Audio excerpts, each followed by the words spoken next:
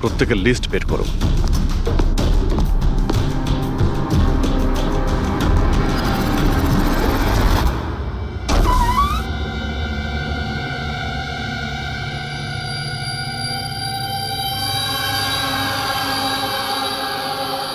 অভিজিৎ, হ্যাঁ, এই দেখো, বাড়ির ভেতরে যাওয়া আসার আরো একটা রাস্তা আছে।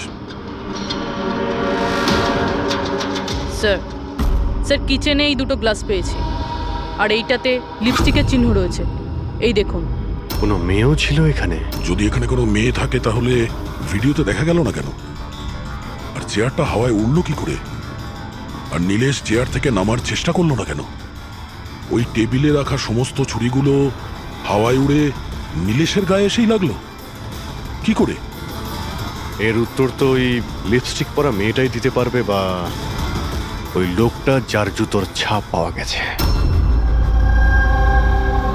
রবি, এই কথাটা কনফার্ম তো যে এই জোরাবার আর মল্লিকা এই মুহূর্তে বাড়িতে থাকবে না? এমনটাও তো হতে পারে যে ফ্রেডরিক আর পঙ্কজ সার্চ করার সময়ই পেল না। Sir 100% confirm. ব্যবস্থাই এমনভাবে করেছি আমি। স্যার এই মল্লিকাকে চিফ গেস্ট করে কলেজ ফাংশনে ডেকে নিয়েছি। ও সেখানে বিকেল 5টার আগে ফ্রি হবে না। তাহলে তো ভালোই। আর এই জোরাবার? স্যার আমাদের ডিপার্টমেন্টের কিছু স্পেশাল অফিসারদের সাথে এই জোরাবারের মিটিং ফিক্সড করিয়ে দিয়েছি 5 স্টার হোটেলে। ও এখন ওখানে বসে নকল পেপার সাইন করছে পৃথিবীর 15টা দেশে ম্যাজিক শো দেখাবে বলে। চলো, ভালোই হলো। ও আন্দাজি করতে পারবে না যে কি হচ্ছে, আর ততক্ষণ আমরা আমাদের কাজ করে বেরিয়ে যাব। কিন্তু স্যার একটা ব্যাপার বুঝতে পারলাম না। আমরা ওদের ঘরের তল্লাশি ওরা ঘরে থাকাকালীনও তো করতে পারতাম। এদের ঘর থেকে বাইরে বেরোবার পর কেন? আরে দুজনেই জাদুকর, তাই জাদু তো এদের বাঁ হাতের খেলা। হ্যাঁ, চোখের সামনে থেকে ওরা কখন প্রমাণটা এদিক ওদিক করে দেবে কিছুই বুঝতে পারবো না।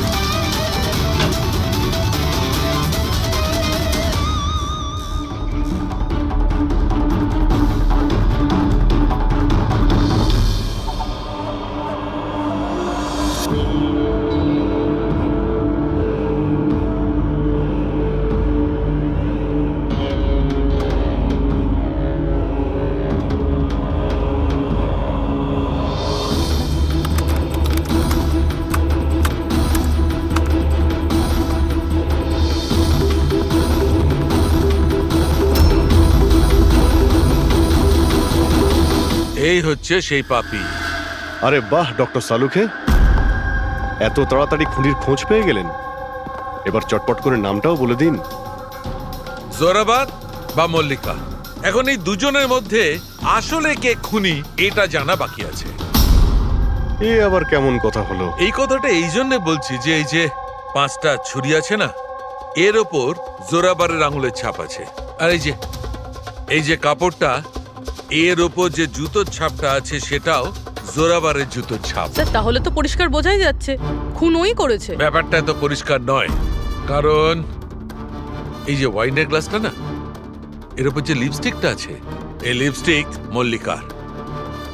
আর এই যে সমস্ত জিনিসগুলো তোমরা নিয়ে এসেছো মল্লিকার বাড়ি থেকে, এর ডিএনএ আমি এই লিপস্টিকের সঙ্গে ম্যাচ করে দেখেছি, ম্যাচ হয়ে যাচ্ছে। তার মানে এই সমস্ত জিনিস আর লিপস্টিক মল্লিকারই। কিন্তু মল্লিকা তো টিভি শোতে বলছিল ও নীলেশকে চেনেই না। আমি তো ইলেশকে ঠিক মতো চিনিও না। তাহলে শোয়ের আগেও বাড়িতে কি করছিল? আর এই জোরাবারের কাছে তো একটা কারণ ছিল, নীলেশকে মারার জন্যই। নীলেশ সবার সামনে ওকে অপমান করেছিল, হেনস্থা করেছিল। কিন্তু মল্লিকার কাছে কি কারণ ছিল? আর স্যার, একটা প্রশ্নের উত্তর এখনো পাইনি। যদি জোরাবার খুন করে তাহলে নীলেশের বাড়িতে ওকে দেখলাম না কেন? এই জোরাবার আর মল্লিকা, এদের দুজনকে বিরোধে ডেকে আনো। আপনাদের সাহস কি করে হলো আমার বাড়িতে ঢোকার? তাও আমি যখন ছিলাম না তখন। আর আমার জিনিসপত্রগুলো আপনারা এলোমেলো করে দিয়েছেন। এবার আমি আপনাদের বিরুদ্ধে কেস করব, বুঝতে পেরেছেন? অপরাধীদের বাড়িতে ঢোকার জন্য সিআইডির কারোর কোনো অনুমতি লাগে না। আর এই কেসে তোমরা দুজনেই ফেসে আছো। তুমি আমাদের মিথ্যে কথা কেন বলেছ? এ তুমি নীলেশকে চেনো না? বলো। স্যার আপনি আমাকে এর সাথে 2 মিনিট দিয়ে দিন, তারপরে দেখুন এর সব কিভাবে বলে। এবার এবার কি আপনারা আমার গায়ে হাত তুলবেন? না, আমরা তো এটা চাইছিলাম না, কিন্তু যদি আপনাদের দুজনের ব্যাপার হয় তো চলো দয়া। না না থামুন, আমি আপনাদের সব সত্যিটা বলছি। এটা সত্যি যে আমি ইলেশের সাথে দেখা করতে গিয়েছিলাম। অ্যাকচুয়ালি আমি ওকে অফার দিতে চেয়েছিলাম, কারণ আমি জোরাবারকে অনেকদিন ধরে এই ধূলিসাৎ করে দেওয়ার চেষ্টায় ছিলাম। বাট ট্রাস্ট মি, এই খুনটা আমি করিনি, আমার কোনো হাত নেই এতে। আমি আগে থেকেই জানতাম আমার শোটা নষ্ট করে দেওয়ার জন্য তুমি ওকে টাকা দিয়েছিলে। ওর সাথে আমার কোনোদিন দেখা হয়নি। আমি সেদিন ওকে তোমার শোতেই প্রথম দেখলাম, আর তারপরে আমি ওর সাথে দেখা করতে গিয়েছিলাম। কিন্তু আমি এটা জানতাম না যে তুমি ওকে মেরে ফেলবে। আমি ওকে মারিনি। বলে জোরাবর, তোমার আঙুলের ছাপ ওই ছুরিতে কি করে এলো? স্যার মনে হয় আপনার কোনো ভুল হচ্ছে। তোমার নাম জোরাবর? আগে না স্যার, তাহলে কিন্তু চুপচাপ ওখানে দাঁড়িয়ে থাকো, যখন জিজ্ঞাসা করা হবে তখন বলবে। তাহলে জোরাবার, এবার বলো কি করে খুন করলে? আমি এই মার্ডারটা করিনি। তোমার বলাতে কিছুই হবে না। আদালত প্রমাণ চাইবে, প্রমাণ যেটা তোমার বিরুদ্ধে। আমার বিরুদ্ধে কোনো প্রমাণই নেই, কারণ আমি একই সময় 2 জায়গায় উপস্থিত থাকতে পারি না। তার মানে মানে হলো স্যার, যে সময় ইলেশের মৃত্যু হয় ঠিক ওই সময় দিল্লিতে উনি জাদুর শো করছিলেন।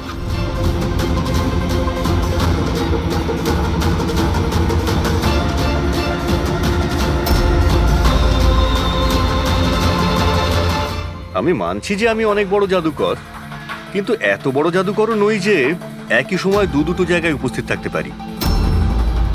যদি আপনারা এই ভিডিও দেখে বিশ্বাস না করেন, তাহলে দিল্লির ওই অর্গানাইজারকে ফোন করেও দেখতে পারেন। শোনো, ওনাদের নাম্বারটা দাও তো। হ্যাঁ স্যার। আমি কি যেতে পারি?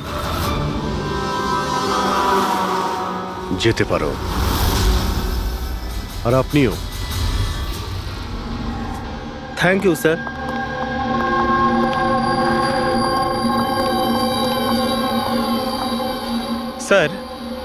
স্যার অডিয়েন্সে যত মেম্বার ছিল সবার মোবাইল লোকেশন ট্র্যাক করেছি। স্যার যেই সময় নীলেশ মারা যায় ওর বাড়ির আশেপাশে কেউ ছিল না। আমার তো এই জোরাবারকেই সন্দেহ। আপনি এই একটাই প্রশ্ন 1000বার জিজ্ঞেস করলেও আমি একই উত্তর দেব। আমি বুঝতে পারছি না যে সিআইডি ওই খুনিকে খুঁজে বার করতে এত দেরি কেন করছে। আমি জানি ওই আত্মারাই ওকে খুন করে ফেলেছে। আমার শোতে আমাকে অপমান করেছিল এই লোকটা।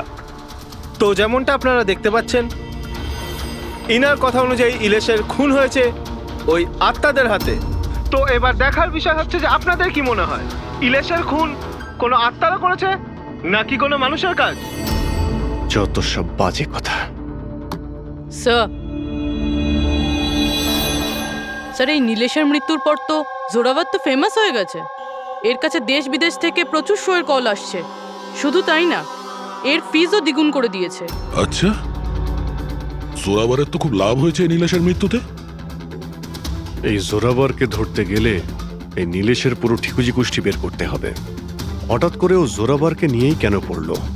আর স্যার, নীলেশ তো ছোট একজন সাংবাদিক, কোনো সামান্য একটা পত্রিকার জন্য লিখত। আর স্যার ওর অবস্থাও খারাপ।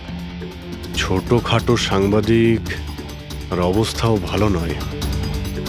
যদি মল্লিকা নীলেশকে না বলে থাকে যে জোরাবারকে বরবাদ করার জন্য, তাহলে এর মধ্যে জড়ালো কি করে? এবার ব্যাপারটা মাথায় ঢুকছে। এই নীলেশের অফিসে গিয়ে সার্চ করি।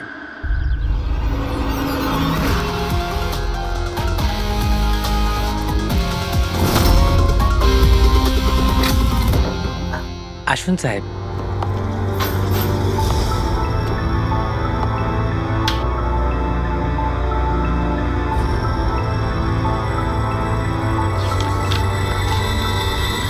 সাহেব, আপনারা আসতে বড্ড দেরি করে ফেলেছেন। গত কয়েক মাস ধরে খবরের কাগজ লসে চলছিল, তাই গত মাস থেকে বন্ধ করে দেওয়া হয়েছে। এই নীলেশের ব্যাপারে কিছু বলো। কেমন রিপোর্টার ছিল? খুবই খারাপ লোক ছিল সাহেব। খবর লুকানোর জন্য টাকা নিত সাহেব। আর সাহেব খুবই বেইমান লোক ছিল সাহেব। স্যার,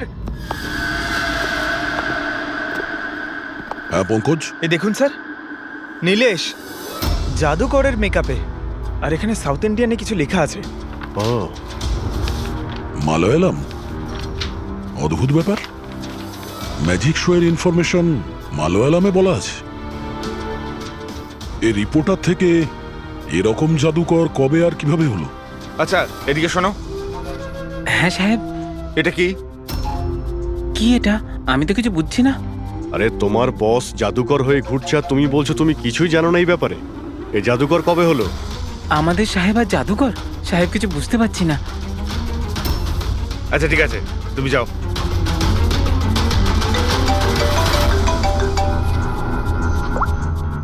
হ্যাঁ পূর্বী। আচ্ছা, হ্যাঁ ওকে, ঠিক আছে। ওর মোবাইলটা ট্র্যাক করতে থাকো, ঠিক আছে? ইয়া, জোরাবারের অ্যাসিস্ট্যান্ট রোশন 3 বার গেছিল নীলেশের সঙ্গে দেখা করতে। আর ম্যাজিক শো এর আগের দিন রাতেও ওর সঙ্গে কথা হয়েছিল ওই নীলেশের। রোশন?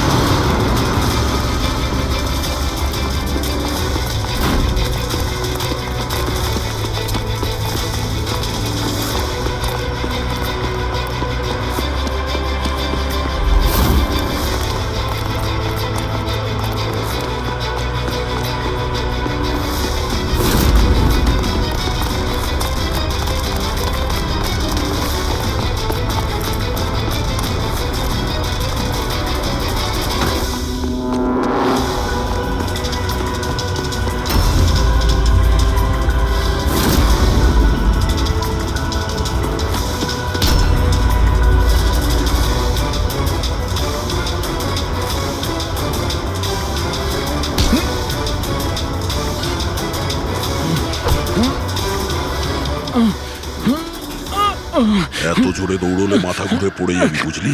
হ্যাঁ, ছেড়ে দাও আমাকে। ও বুঝলি, যেতে দাও আমাকে। যেতেও দেবো ছেড়েও দেবো। আগে এটা বল, নীলেশের সাথে তোর কি ডিলিং চলছিল? আমার ডিলিং? হ্যাঁ ডিলিং। ওর সঙ্গে 2 বার কেন দেখা করেছিলি? ইলেশ? আমি কোনো ইলেশকে চিনি না। এই নাটকটা করিস না, বুঝলি? তোর পুরো লিস্ট আছে আমার কাছে। তুই কোথায় কখন দেখা করেছিলি, তোর মোবাইল ফোনের রেকর্ড সব। তুই এটা বল যে এই নীলেশ ভুয়ো জাদুকর সেজে কেন ঘুরছিল?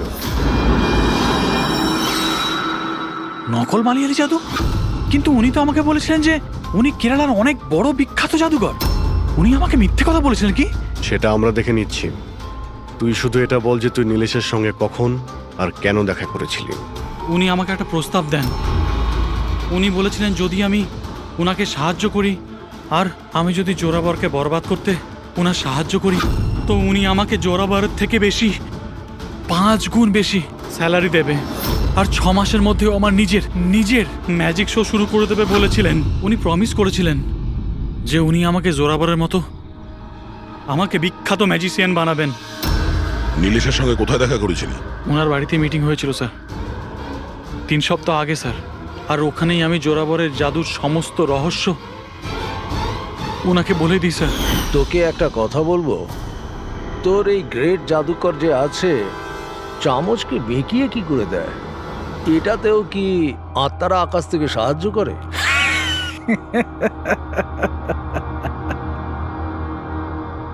আরে ইলেশ বাবু, কোনো আত্মা টাত্তা নেই। আরে এই দুনিয়াকে বোকা বানায় জোরাবার, সব থেকে বড় বিখ্যাত জাদুকর।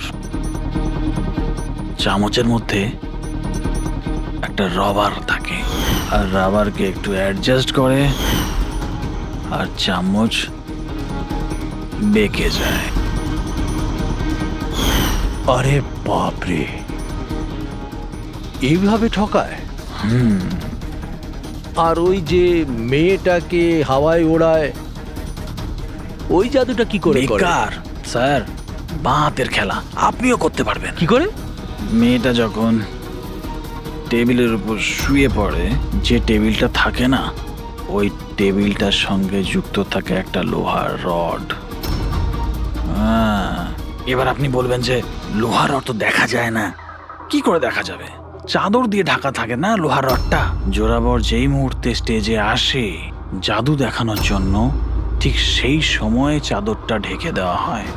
জোরাবর এই লোহার রডটাকে লুকিয়ে ধরে রাখে যাতে দেখা না যায়। এদিকে দুটো কাঠের চেয়ার সরালো আর দর্শকদের মনে হয় মেয়েটা কি করে হাওয়াতে ভেসে আছে। সবই বোকা বানানোর কৌশল স্যার। তার মানে এর মধ্যে ম্যাজিক বলে কিছু নেই। না।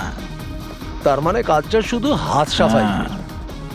স্যার স্যার এসব বাদ দিন না স্যার, আপনি আমাকে এটা বলুন যে আমার ম্যাজিক শোটা আপনি কবে চালু করছেন বলুন হবে না, স্যার। ব্রাদার, খুব তাড়াতাড়ি হবে। এই নীলেশ প্রথমে নকল জাদুকর সাজে, তারপরে কে মিথ্যে বলে বিশ্বাস অর্জন করে, আর তারপর জোরাবারকে ম্যাজিক দেখাতে বলে। হ্যাঁ, কি কারণ হতে পারে?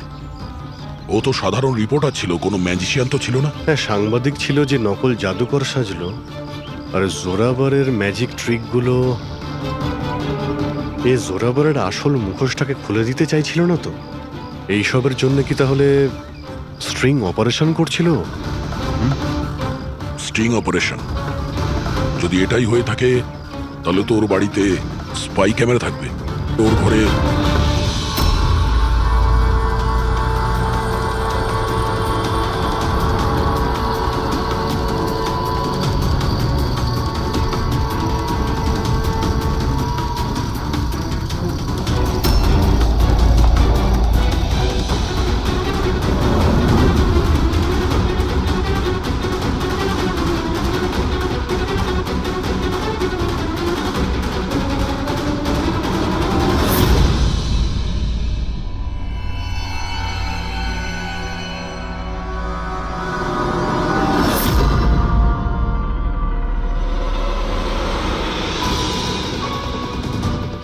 স্যার, একটা এখানেও আছে।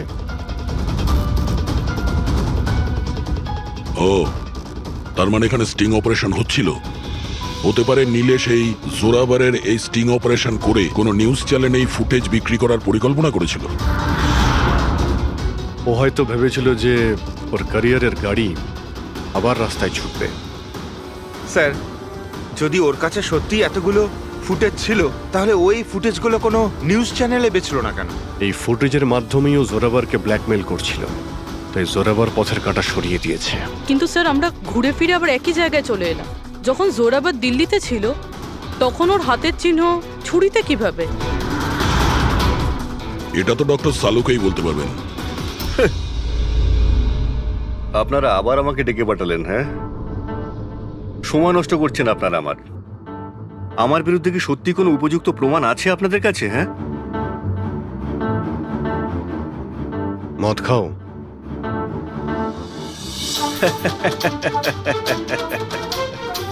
এবার আপনারা আমাকে মদ খাওয়াবেন? হ্যাঁ, সরি, দিনে আমি মদ খাই না। কিন্তু তাহলে কি রাত্রে খাও?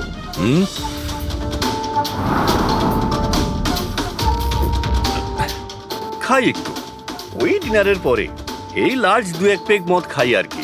কিন্তু ব্যাপারটা কি? হ্যাঁ, ব্যাপারটা কি? ব্যাপারটা জানতে চান তো? এই যে ছুরি পাওয়া গেছে না ক্রাইম স্পটে, এতে তোমার আঙুলের ছাপ, আর ওতে শুকনো ঘামের মধ্যে আমি অনেক বেশি মাত্রায় মদের, অ্যালকোহলের ট্রেসেস পেয়েছি। অল্প স্বল্প নয়, অনেক বেশি মাত্রায়, বুঝেছ? মদ পেয়েছেন, শরবত পেয়েছেন, নাকি পালং পনির পেয়েছেন সে আমি কি জানি। খুন হবার সময় আমি দিল্লিতে ছিলাম। আর কতবার বলবো এই কথা? ফালতু কথা বন্ধ কর, বুঝলি? না হলে সিআইডির বেশি সময় লাগবে না তোকে শায়েস্তা করার জন্য। এটুকু প্রমাণ যথেষ্ট তোকে জেলে পাঠানোর জন্য। কিন্তু আমরা সত্যিটা জানতে চাই বলে তোর সঙ্গে কথা বলছি। যা জিজ্ঞেস করা হচ্ছে তারই উত্তর দিবি, ব্যাস। ঠিক আছে, জিজ্ঞেস করুন, কি জিজ্ঞেস করবার আছে। হতে পারে কেউ তোমাকে ফাঁসানোর জন্য তোমার আঙুলের ছাপ ছুরিতে নিয়েছে যখন তুমি নেশায় বুঝছিলে। আমাকে কে ফাঁসাবে? দেখুন, বিশ্বাস করুন, এই খুনটা আত্মারাই করেছে। চুপ, বাজে কথা বন্ধ। তোমার ম্যাজিকের রহস্য তোমার অ্যাসিস্ট্যান্ট রশন আমাদের বলে দিয়েছে এখন যেটাই বলবে শুধু সত্যি বলবে। এটা বলো যে শেষবারে এরকম মদ কবে খেয়েছিলে যে তোমার কোনো হুঁশই ছিল না যে তোমার আশেপাশে কি হচ্ছে? বললাম তো, আমি ডিনারের পরে কখনো কখনো এক দু পেগ খাই, কিন্তু এতটাও খাই না যে একেবারে জ্ঞান হারিয়ে ফেলবো। আচ্ছা, এক মিনিট। যেদিন আমার ম্যাজিকের শো ছিল ঠিক তার দুদিন আগে আমরা সবাই হোটেল প্যাম্পুসে একটা পার্টি দিয়েছিলাম। সেদিন হোটেলে আমি একটু বেশি খেয়ে ফেলেছিলাম আর ঘুমিয়েও পড়েছিলাম। যখন ঘুম থেকে উঠলাম তখন হোটেলের কামরাতেই ছিলাম আর হোটেলের লোকরাই আমাকে ডেকে তোলে, বললো যে চেক আউট টাইম হয়ে গেছে, 12টা বেজে গেছে। ওই হোটেলের ফুটেজ চেক করতে হবে। স্যার ওটা হোটেল না পায়রার ঘর। জোরাবারের ফ্লোরে সিসিটিভি ক্যামেরা বন্ধ, রুমের ভেতরে একটাও আঙুলের ছাপ নেই স্যার। আর ওই স্টাফগুলো জানেই না ওই সময় মাস্টারকে ইউজ করা হয়েছিল কিনা। মানে হোটেল থেকে কিছুই জানা যায়নি, ডেড এন্ড। একটা কথা তো পরিষ্কার স্যার, নীলেশের খুন কোনো জাদুকরের কাজ, কারণ ওই উড়ন্ত চেয়ার আর ছুরিগুলো জাদুরই অংশ। এই কেসে তো 3 জন জাদুকর রয়েছে, জোরাবার, মল্লিকা আর রোশন। এক মিনিট অভিজিৎ, আরো একজন ম্যাজিশিয়ান তো আছেই কেসে, তাকে খেয়ালই করিনি আমরা। জোরাবারের দ্বিতীয় অ্যাসিস্ট্যান্ট রুশালি। পুরবি একটা কাজ করো, এই রুশালির মোবাইল ফোন ট্র্যাক করো, জানার চেষ্টা করো যে মার্ডারের আগে এবং তারপরে ওর লোকেশনটা কোথায় ছিল। ওকে স্যার, এই ব্রুশালির ব্যাপারে তো ভুলেই গেছিলাম। স্যার এই দেখুন, রুশালি মার্ডারের টাইমে নিজের কলেজে গেছিল, সেখান থেকে বাড়ি, আর তারপর জুহুর একটা কফি শপে, আর সেখান থেকে জোরাবারের ম্যাজিক শোতে। রুশালি লাস্ট দুরাত্রির ওর কলেজে গিয়েছিল রাত্রির 1টার সময়। দুদিন ধরে রোজ কলেজে যাচ্ছিল, তাও আবার রাত 1টার সময়? এত রাতে ও কলেজে কি করতে গেছিল? মার্ডারের 2 দিন আগে ও হার্ডওয়্যারের দোকানেও খুব ঘুরেছিল। নীলেশের মার্ডারের পরে ওর লোকেশনটা কোথায় ছিল দেখো। স্যার ওর ফোন বন্ধ ছিল। ফোন বন্ধ ছিল? এই রুশালি একটু গন্ডগোলের, কলেজে গিয়ে দেখি। এত রাত্রেও কলেজে গেছিল কেন?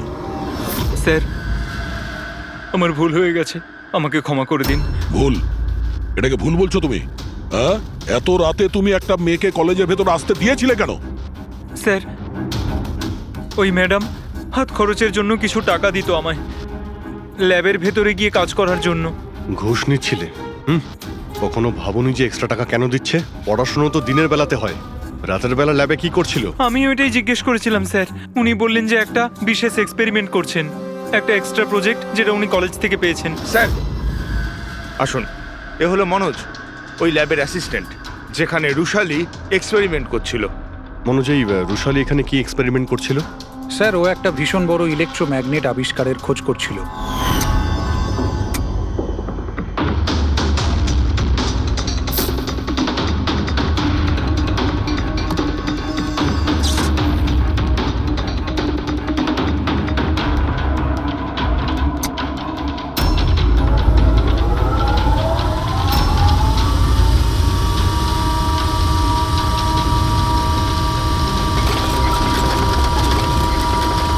ইলেকট্রোম্যাগনেটের আবিষ্কার?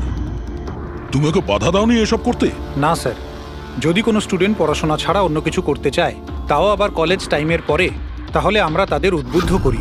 হ্যাঁ, তবে আমি এটা জানতাম না যে ও রাতের অন্ধকারে লুকিয়ে লুকিয়ে এই সব কিছু করছে। তার মানে হলো ভাই, রুশালির ইলেকট্রোম্যাগনেট প্রজেক্ট সাকসেসফুল হয়েছিল, সেই জন্যে নীলেশের চেয়ার আর ছুরি শূন্যে ভাসছিল। স্যার, মিস্টার প্রভাকর, জাদুর এক্সপার্ট। Hello sir. আচ্ছা মিস্টার প্রভাকর, বড় বড় জাদুকর তাদের রহস্যটাকে সবসময় লুকিয়ে রাখেন, আর আপনি তো একজন জাদুর এক্সপার্ট, তো সেই রহস্যের ব্যাপারে আপনি তো অবশ্যই জানেন। আচ্ছা স্যার, নীলেশের মৃত্যু দেখে কি ধারণায় পৌঁছেছেন আপনি? কিভাবে হয়েছে ওর মৃত্যু? আমি ইলেশের মৃত্যুর সিন বারবার রিপ্লে করে দেখেছি। আমার মনে হয় ওর মৃত্যুর পেছনে ম্যাগনেট, ইলেকট্রিক কারেন্ট বা তারের কিছু কমপ্লেক্স জারি জুরি আছে। আপনি তো জোরাবরের জাদুর অনেক সই নিশ্চয়ই দেখেছেন। আপনার কি মনে হয় যে ম্যাগনেট আর কারেন্ট, তারের কারসাজি, এই সমস্ত জাদু কি জোরাবর কখনো দেখিয়েছে?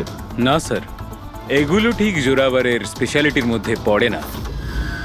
আচ্ছা স্যার, আপনি একটু ভালোভাবে এক্সপ্লেন করতে পারবেন যে নীলেশের মৃত্যু হয়েছে এই ইলেকট্রোম্যাগনেটের দ্বারা? সরি স্যার, এইগুলো ঠিকভাবে বলতে পারা আমার পক্ষে সম্ভব হবে না।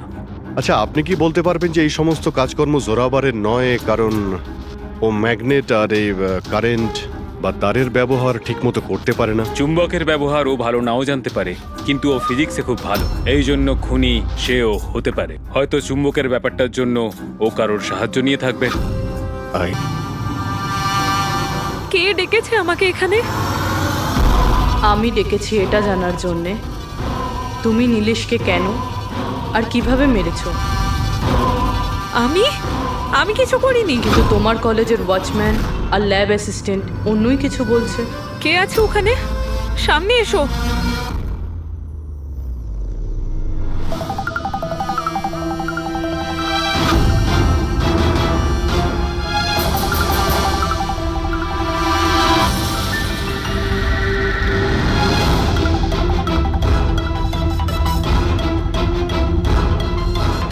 আমার কাছে এসো।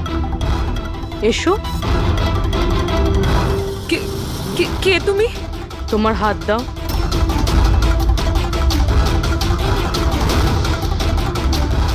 তুমি নীলেশকে কেন আর কিভাবে মেরেছো? আমি কাউকে মারিনি। তুমি সত্যি কথা বলছো না, তাই আমি বাধ্য হচ্ছি এরকম করতে। কিন্তু তুমি কে? আর এই মৃত্যুটার ব্যাপারে তুমি কিভাবে জানলে? এখন কি করবে তুমি আমার সাথে? এতটা নিষ্পাপ সেজো না। এই জাদুটা তুমি অনেকবার করেছো জোরাবরের সাথে, মনে পড়েছে? না, জাদু দেখানোর সঠিক বক্স এটা নয়। এতে আমার প্রাণও চলে যেতে পারে। না না, যদি তুমি সত্যি না বলো তাহলে এই বক্স তোমাকে টুকরো টুকরো করে দেবে, কিন্তু যদি তুমি সত্যি বলো তাহলে কিছুই হবে না। বিশ্বাস করো। চলো। না, ছেড়ে দাও আমাকে, প্লিজ আমাকে যেতে দাও। আমি কিছু করিনি। যদি তুমি কিছু নাই করে থাকো তাহলে তোমার কিচ্ছু হবে না। এসো, ভয় পেও না, এসো। না, হ্যাঁ আমি স্বীকার করছি যে এই মৃত্যুটার জন্য আমিই দায়ী। কি চাও তুমি? কত টাকা লাগবে বলো?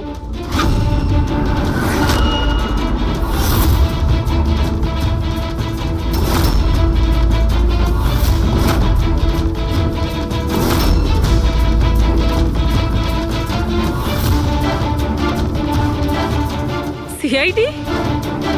থ্যাংক ইউ মল্লিকা দেবী। এই বক্সটা বানিয়ে কেসটা সলভ করতে আপনি আমাদের সাহায্য করেছেন। এবার আপনি কি আমাদের বলবেন যে আপনি নীলেশকে কেন খুন করেছেন? আসলে ও বলেছিল আমায়।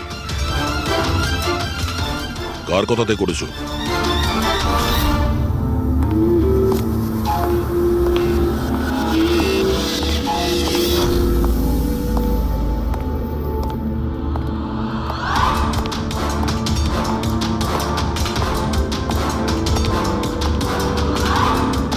কেন ডেকেছো এখানে আমাকে? বলেছিলাম না যতক্ষণ কেসটা ঠান্ডা না হবে ততক্ষণ আমার সঙ্গে যোগাযোগ করবে না।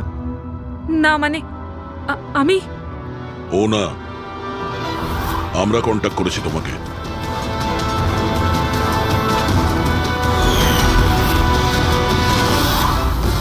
তাহলে এবার তুমি বলে ফেলো নীলেশকে কেন খুন করেছো? ইলেশের কাছে ওই বোকা রোশনের সমস্ত স্ট্রিং অপারেশনের ভিডিও ফুটেজ ছিল, আর ইলেশ আমার কাছে ওই ফুটেজের জন্য 25 লক্ষ টাকা চাইছিল। ও ব্ল্যাকমেল করছিল, এই জন্য ওকে প্রাণে মেরে ফেললে? আমি ইলেশকে 25 লক্ষ টাকা না, 2.5 কোটি টাকা দিয়েছিলাম, কারণ আমার মাথায় একটা বুদ্ধি ছিল। কারণ মল্লিকা কিছু মাস ধরে এনার ওপর, তো আমি ভাবলাম যে ইলেশকে ব্যবহার করে ইনাকে জাদুর দুনিয়ার সব থেকে বড় জাদুকর বানিয়ে দিই। বৈশালীর এক্সপেরিমেন্টগুলো ব্যবহার করে আমি ইলেশকে মারার প্ল্যান করেছিলাম। কি হয়েছে বলো? তুমি আমাকে এত আর্জেন্টলি এখানে আসতে বললে কেন? বৈশালী, আমি তোমার কাছে সাহায্য চাই ইলেশকে রাস্তা থেকে সরানোর জন্য। এটা এটা তুমি কি বলছো? তুমি আমাকে একজনকে মেরে ফেলতে বলছো? আমি তোমাকে প্রাণ নিতে বলিনি, আমি শুধু একটা হেল্প নিতে চাইছি। একটু ব্যবস্থা করে দাও তোমার এক্সপেরিমেন্টকে ব্যবহার করে, আর এটার জন্য তোমাকে যত বলবে তত টাকা দেবো। ইলেশ সব কিছু জানতো যে লাইভ শো চলাকালীন ওনার চেয়ার হাওয়াতে উড়বে ইলেকট্রিক চৌম্বকের মাধ্যমে, কিন্তু ও এটা জানতো না যে ওর খুন হয়ে যাবে।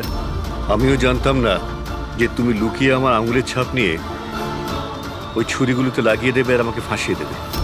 ফাঁসিয়ে দেবে? আরে আমি তো তোমাকে দেশ বিদেশে জনপ্রিয় করে দিয়েছি, বিখ্যাত করে দিয়েছি।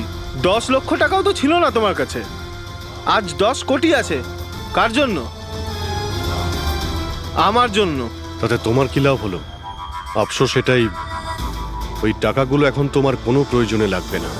নীলেশকে খুন করার অপরাধে আদালত তোমাকে কঠিন শাস্তি দেবে, সারা জীবন জেলের মধ্যেই পচবে তুমি। নিয়ে যাও এদের।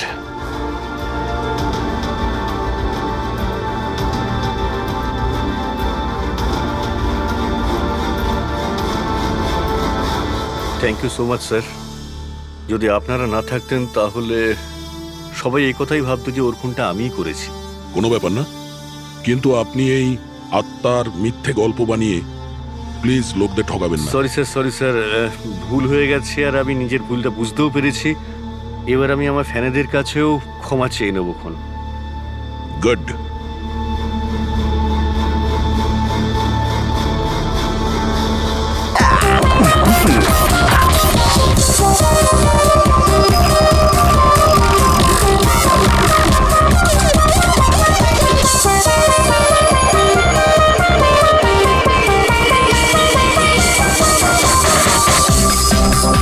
Guys, thank you so much এত সুন্দর পার্টির জন্য। লোক ঠিকই বলে নিজের দেশ নিজের হয় আর নিজের বন্ধুরা নিজের হয়। ঠিক। আর নিজের গার্লফ্রেন্ড নিজেরই হয়। I love you so much. I love you too. আচ্ছা প্রীতি, মানতে হবে আজকাল এমন রোমান্স কিন্তু দেখাই যায় না। গাইস, আমি কিছু ড্রিঙ্ক নিয়ে আসছি। ওকে।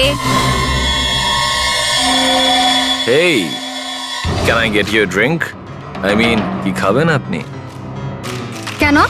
তুমি waiter? By the way, I'm Saurabh. আর আপনি? দেখো, যদি তুমি এই পৃথিবীর একটাই ছেলে হতে তবুও আমি তোমাকে ইন্টারেস্ট দেখাতাম না। তাই এই নামটাম জিজ্ঞেস করে টাইম ওয়েস্ট করো না। Hello hello,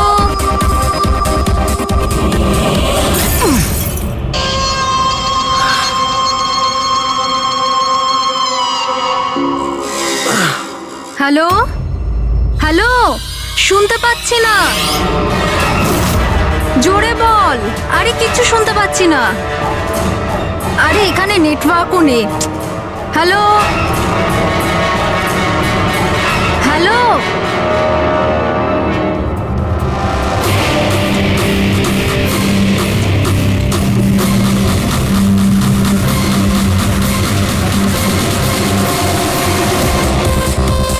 can you hear me?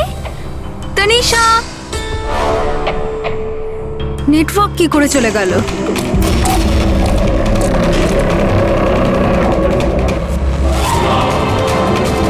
Phone কেন লাগছে না?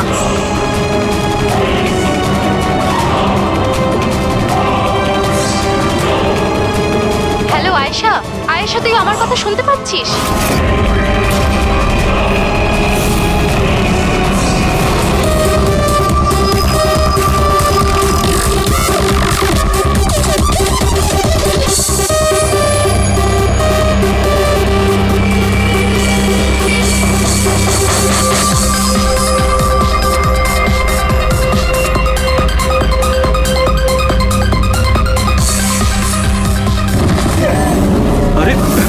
কি হলো? আয়েশা!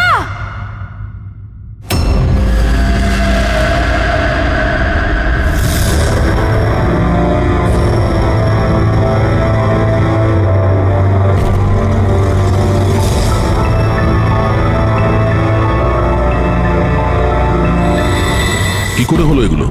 হ্যাঁ, জানি না স্যার এসব কি করে হলো। ও কল অ্যাটেন্ড করার জন্য বাইরে গেছে, আর যখন ফিরলো তখন তুমি ছাড়া আর কে কে বন্ধু আছে আয়েশার এখানে? স্যার এ হলো প্রীতি, আর এ হলো বিশাল স্যার, আয়েশার বয়ফ্রেন্ড। দেখে তো মনে হচ্ছে আয়েশার কারোর সঙ্গে হাতাহাতি হয়নি। ও ফোন রিসিভ করার জন্য বাইরে গেছিল, আর ওখানে খুনি আগে থেকেই ওর জন্য ওয়েট করছিল। তার মানে স্যার খুনি এসব প্ল্যান করে করেছে? না পঙ্কজ, এটা তো প্ল্যান মার্ডার মনে হচ্ছে না। যদি প্ল্যান মার্ডারই হতো তাহলে ও অন্য কোনো হাতিয়ার ইউজ করতো, কাঁচের ইউজ করতো না। তার মানে হঠাৎ কেউ একজন হয়তো খুব রেগে যায় আয়েশার উপর, আর তারপর মেরে দেয়। মনে হচ্ছে তো এরকমই ফ্রেডি। আয়েশার এখানে কারোর সঙ্গে ঝগড়া টগড়া হয়েছিল? কোনো তর্ক বিতর্ক? হ্যাঁ, এরকম চুপ করে থাকলে কিন্তু কাজ হবে না। এই যে সিসিটিভি ক্যামেরা আছে, দেখলে সবই আমরা জানতে পারবো। সরি স্যার, সিসিটিভি ক্যামেরা কাজ করছে না। হোয়াট? সিসিটিভি কাজ করছে না? এত গাফিলতি? স্যার ওই কাল শেষের গানটার কারণে ধোয়ার জন্য হয়তো কোনো টেকনিক্যাল ফল্ট দেখা গেছে। আমি তাড়াতাড়ি ঠিক করব। তুমি তো তখন ঠিক করাবে যখন তোমার ক্লাব আবার খুলবে। কেস সলভ না হওয়া পর্যন্ত তোমাদের ক্লাব বন্ধ। স্যার আমার মনে হচ্ছে এই খুন সৌরভ করেছে। বড় লোকের বিগড়ে যাওয়া ছেলে। Hey, can I get you a drink? I mean, কি খাবেন আপনি? কেন তুমি ওয়েটার? By the way, আমি সৌরভ, আর আপনি? দেখো, যদি তুমি এই পৃথিবীর একটাই ছেলে হতে তবুও আমি তোমাকে ইন্টারেস্ট দেখাতাম না। তাই এই নাম টাম জিজ্ঞেস করে টাইম ওয়েস্ট করো না।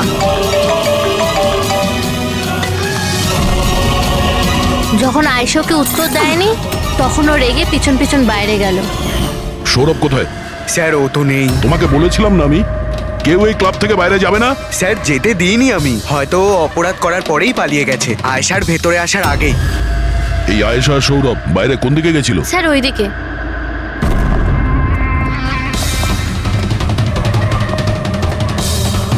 স্যার রক্তের দাগ। তাহলে এখান থেকে আয়েশা ভেতরে গেছিল। আগে দেখি। স্যার দেখুন, এখানেও রক্তের দাগ। পঙ্কজ, ও নো, এত রক্ত! আর এই কাঁচের টুকরো, মনে হচ্ছে আয়েশার উপর হামলা এখানেই হয়েছে। Sir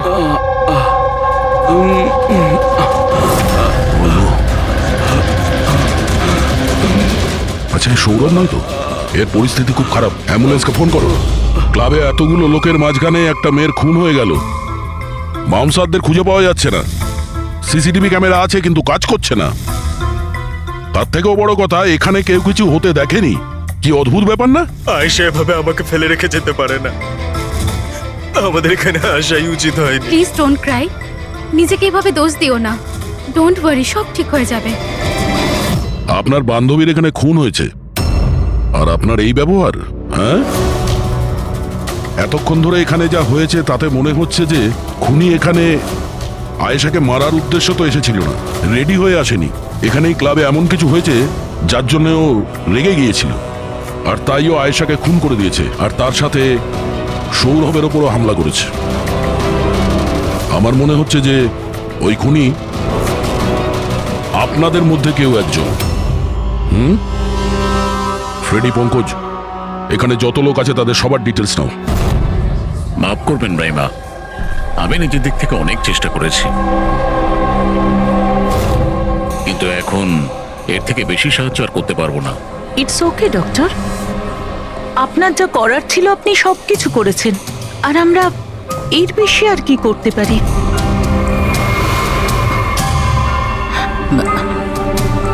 what happen doctor? আপনি ঠিক আছেন তো? হ্যাঁ, আমি ঠিক আছি। আমার একটা অস্বস্তি হচ্ছে। Excuse me. কোথায় যাচ্ছেন আপনি? আমি ওয়াশরুম থেকে আসছি। তানিশা, আয়েশার মৃত্যুর আগে তোমার সাথে ওর ফোনে কথা হয়েছিল, তাই না? আচ্ছা, ওই ফোন কলের ব্যাপারে আমাদের কিছু ডিটেলে বলতে পারবে? স্যার ডিস্কোতে খুব জোরে মিউজিক বাজছিল বলে আমি বেশি কিছু শুনতে পাইনি। হ্যাঁ, কিন্তু আমি ওকে এটা বলতে শুনেছিলাম। কি হয়েছে বলো না, কি হয়েছে? তোমার কি খুব কষ্ট হচ্ছে? ডাক্তারের কাছে নিয়ে যাব? এটা তুমি কি করছো? মানে আয়েশা এইসব কথা ওই খুনির সঙ্গে বলছিল? স্যার, এর থেকেও বেশি অবাক হওয়ার বিষয় এটাই যে আয়েশার খুনি ওকে বলছিল এখান থেকে পালিয়ে যেতে। আশ্চর্য ব্যাপার, খুনি আয়েশাকে পালিয়ে যেতে বলছিল অথচ আয়েশা খুনির চিন্তা করছিল। আচ্ছা তুমি একটা কথা বলো তো, তুমি ওই ভয়েসটা চিনতে পারবে যার সাথে আয়েশা কথা বলছিল? না স্যার। স্যার কিন্তু খুনি যখন আয়েশার ব্যাপারে এত চিন্তা করছে তাহলে ওকে মারলই বা কেন? সেটাই তো, খুনি ভিকটিমের চিন্তা করছিল আর ভিকটিম খুনির চিন্তা করছিল।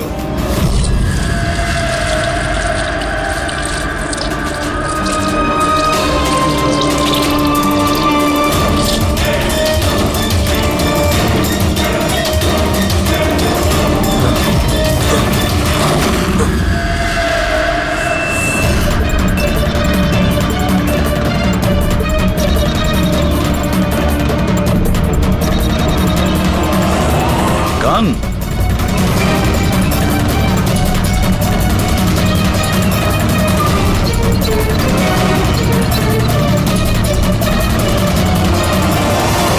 স্যার, ওর যেখানে গুলি লেগেছে সেটা ছাড়া ওর শরীরে আর কোথাও আঘাতের চিহ্ন নেই। মনে হচ্ছে খুনি হঠাৎ এখানে এসে ওর উপরে গুলি চালিয়ে দিয়েছে। এরকম হতেই পারে। এই দেখো, এখানেও রক্ত।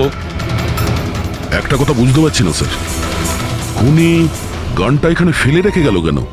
ও তো নিজের সঙ্গে গানটাকে নিয়েও যেতে পারত। সেটাই তো আশ্চর্য ব্যাপার যে খুনি এই গানটা এখানে এই ক্রাইম স্পটে কেন রেখে গেছে?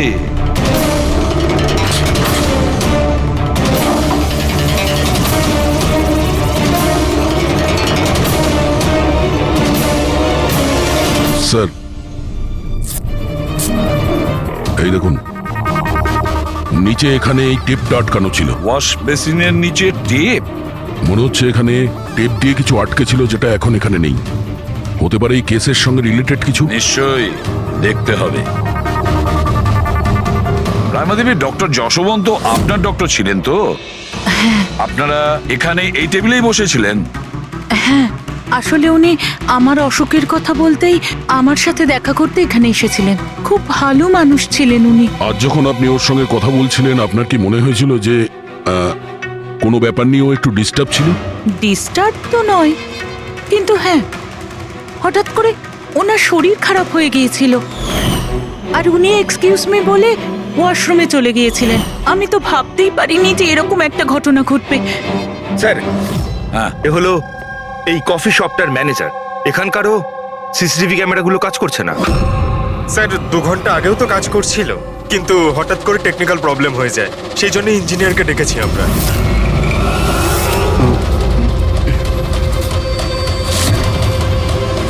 এই একটু দাঁড়াও, এখানে এসো। হ্যালো স্যার, কেমন আছেন? আমার অবস্থা ছাড়ো, নিজেরটা বলো। তোমরা দুজনে এখানে কি করছো?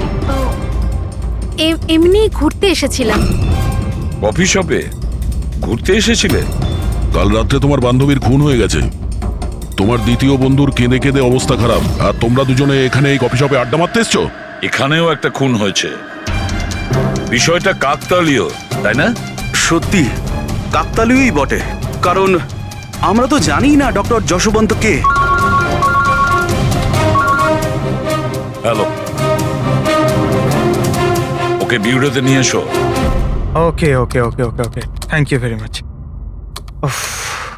কি জানিস পঙ্কজ, অনেক লোক ছিল এই ডিস্কোটায় যখন আয়েশা খুন হয়, আর এক একজনের ফোন ট্র্যাক করে এইটা জানার জন্য যে মার্ডারের সময় আয়েশার আশেপাশে কেউ ছিল না। তো এই আমার তো চোখ ব্যথা করতে শুরু করেছে।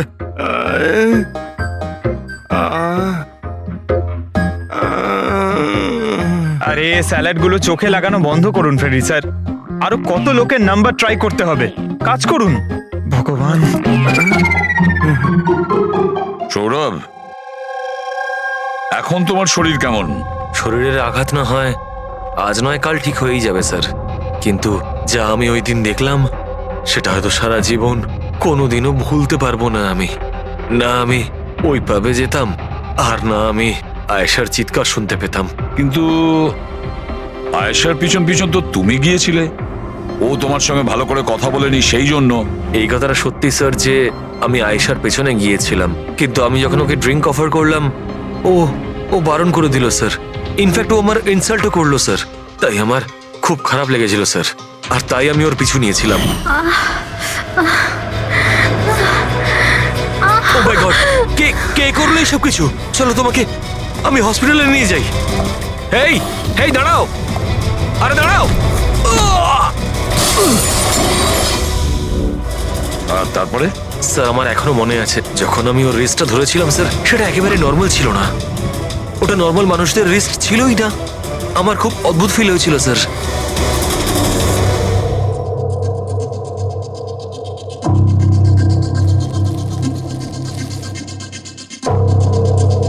তাহলে আপনি বলছেন ডক্টর সালুকে যে এই বন্দুকের উপর কিছু চটচটে লেগে আছে? হ্যাঁ, ওই চটচটে জিনিসটা রাবারের মতো, ওই যেমন সেলোটেপে হয় না, ওই রকম। সেলোটেপ গান? ও, তাহলে খুনি আগে থেকেই ওয়াশ বেসিনের নিচে গানটাকে লুকিয়ে রেখেছিল। তাহলে এই মার্ডার একটা প্ল্যান মার্ডার ছিল। হ্যাঁ, কিন্তু এই বন্দুকটা যেটা দিয়ে ভিকটিমকে খুন করা হয়েছে, আর এই কাঁচ যেটা দিয়ে আয়েশাকে খুন করা হয়েছে, এই দুটোতেই কোনো ফিঙ্গারপ্রিন্টস পাওয়া যায়নি। কিন্তু ভাই, এই কাঁচটার টুকরোর উপর একটা বিশেষ ধরনের কেমিক্যাল লেগে আছে, যেমন ধরো প্লাস্টিক কেমিক্যাল। এখন কেন লাগানো ছিল, কি লাগানো ছিল সেটা জানতে হবে, কিন্তু এই দুটো কেমিক্যালই এই বন্দুকটাতেও লেগে আছে, দুটোতেই। ডক্টর সালুকে, আপনি তো বলছিলেন এই গানের মধ্যে ওই সেলোটেপের গাম লেগেছিল। সেটা তো ছিলই, তাছাড়া কেমিক্যালও আছে। ওটা ছাড়া এই কেমিক্যালও আছে? তার মানে এই দুটো মার্ডার, এদের দুটোর মধ্যে কোনো কানেকশন আছে? আর জুবিন আর প্রীতির ওই ক্রাইম সিনে থাকা কোনো কাকতালিও ছিল না?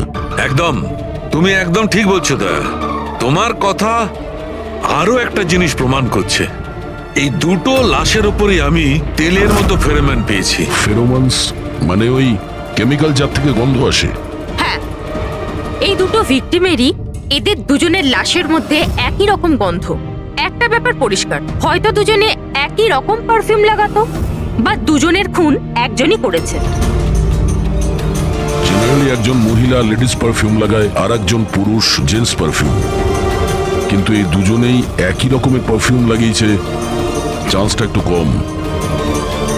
তার মানে এই দুজনের খুনি একজনই। আয়েশার মৃত্যুর ব্যাপারে দুটো কথা জানা গেছে। এক, ওর বন্ধু তানিশা বলেছে, আর দ্বিতীয়টা সৌরভ বলেছে। তানিশার কথা অনুযায়ী যে খুনি আয়েশাকে ওই পাপ থেকে পালিয়ে যেতে বলেছিল। পৃথিবীতে এমন কোন খুনি আছে সে যাকে খুন করতে গেছে তাকেই সে বলছে যে তুমি এখান থেকে পালিয়ে যাও? তাহলে খুন করতে গিয়েছিল কেন? না না না না না না, গোলমাল আছে, নিশ্চয়ই কোনো গোলমাল আছে। আর স্যার ওই দ্বিতীয় কথা কোনটা? আর একটা কথা সৌরভ বলেছে। সৌরভ বলেছে যে খুনির কবজি কেমন যেন অদ্ভুত ছিল, সাধারণ মানুষের মতন ছিল না ওর কবজি। হয়তো কবজিতে রিস্টওয়াচ কিংবা ব্রেসলেট ছিল। হেড্রিক, বুদ্ধিটাকে একটু কাজে লাগাও, বুঝেছো? স্যার, স্যার দুটো ক্রাইম সিনেই একটা নম্বর কমন। সেটা কার? আয়েশার বয়ফ্রেন্ড বিশালের স্যার। বিশাল? বিশাল? এই বিশালকে তো কফি শপে দেখাই যায়নি, তাহলে কফি শপে গেল?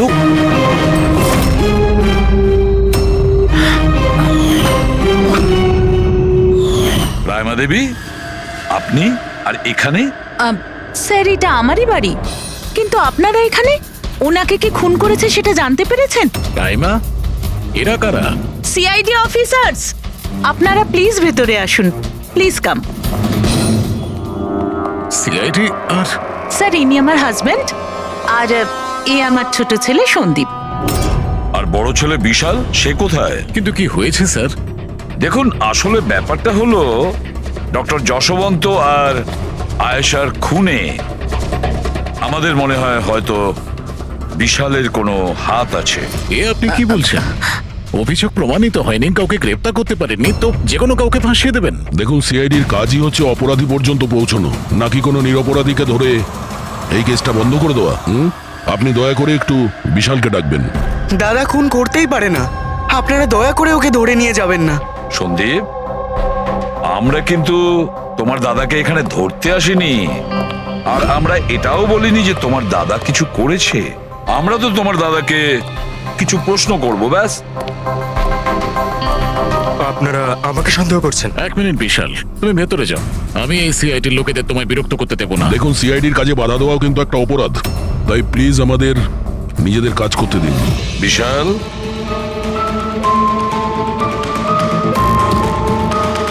ডক্টর যশবন্ত খুন হয়েছেন ওই ক্যাফেতে, আর তুমি সেই মুহূর্তে ওই ক্যাফেতে ছিলে। কেন, কিসের জন্য গিয়েছিলে ওখানে তুমি? স্যার, আমি তো ওখানে জুবাইন আর প্রীতির সাথে দেখা করতে গেছিলাম। আমি জানতাম না যে আঙ্কেল ওখানে হঠাৎ মায়ের সাথে দেখা করতে আসবেন। আয়েশার সাথে তোমার ঝগড়া চলছিল না? আমি ভীষণ কষ্ট পেয়েছি স্যার ও মারা যাওয়ার পর। আমি জানি না ওকে ছাড়া আমার বাকি জীবন কিভাবে কাটাবো। আমি কিছুদিন একা থাকতে চাই। ঠিক আছে, তুমি গিয়ে রেস্ট নাও। এরপরে কিন্তু দেরি করা যাবে না। আরে, আপনারা আবার এখানেও? মাঝে মাঝে নিজের বাড়িতে যান নাকি? সবসময় বিশালের আশেপাশে ঘোরাফেরা করছেন? না স্যার, এমন কোনো কথা নয়। অ্যাকচুয়ালি ও খুব হতাশ হয়ে থাকে, ভাবলাম ওর সাথে থাকলে ভালো হয়। খুব গভীর বন্ধুত্ব, হ্যাঁ? জুবিন, প্রীতি, বিশাল, কড়া নজর রাখতে হবে এই তিনজনের ওপর।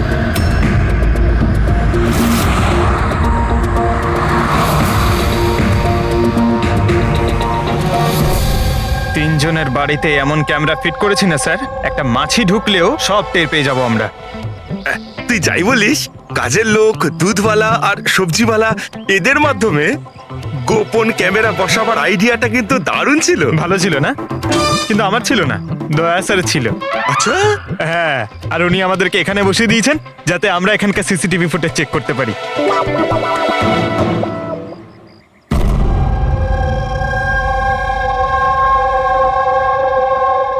আরে বস, একটা বড় সূত্র হাতে এসেছে যেটা এই কেসটার সলভ করতে সাহায্য করবে। সেটা কখন বলবে? আরে বলছি তো। আরে তাহলে বলো তাড়াতাড়ি। আরে ভাই, নিঃশ্বাস তো নিতে দাও। তোমার মনে আছে ওই যে ভাঙা কাঁচের টুকরোটায় আমি প্লাস্টিক কেমিক্যাল পেয়েছিলাম? হ্যাঁ ডক্টর সালুকে, কি ওই কেমিক্যালটা? ওটা হচ্ছে গ্রাফিন, যেটা নকল চামড়া, আর্টিফিশিয়াল স্কিন বানানোর কাজে লাগে। Artificial skin? Aesthetic skin? Aesthetic skin? Aesthetic? দয়া, মনে আছে সৌরভ কি বলেছিল? যে খুনির হাতের ওপর ও অদ্ভুত কিছু দেখেছিল। Aesthetic skin, aesthetic arm. তাহলে কি এই খুন কোনো রোবটের মাধ্যমে হয়েছে? মানে খুনির ওইভাবে সাহায্য চাওয়া এটা তো নয় যে এই খুনটা আনইনটেনশনালি হয়েছে, না চাইতে? না দয়া, অনিচ্ছাকৃত খুন এইভাবে হতে পারে না। আর রইল কথা রোবোটিক আর্মের। এই রোবোটিক আর্ম তো কারোর কথা মতোই চলতে পারে, তাই না?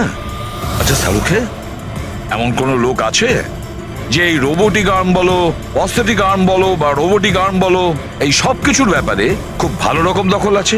হ্যাঁ আছে তো, ডক্টর জাসমিন। তাহলে দেখা করা যাক ওই ডক্টরের সঙ্গে।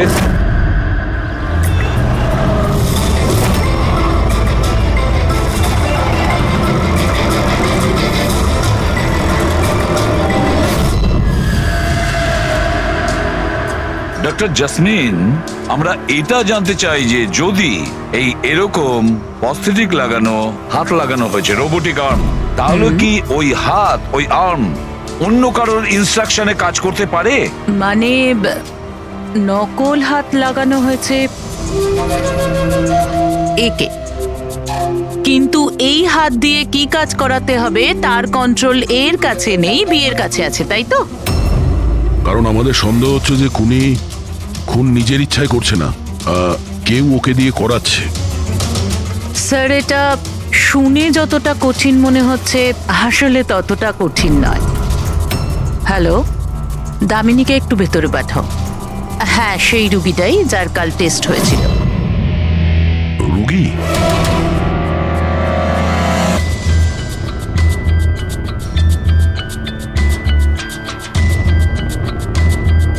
স্যার, দামিনীর ডান হাতটা ফ্যাক্টরিতে কাজ করার সময় মেশিনে কাটা পড়েছিল।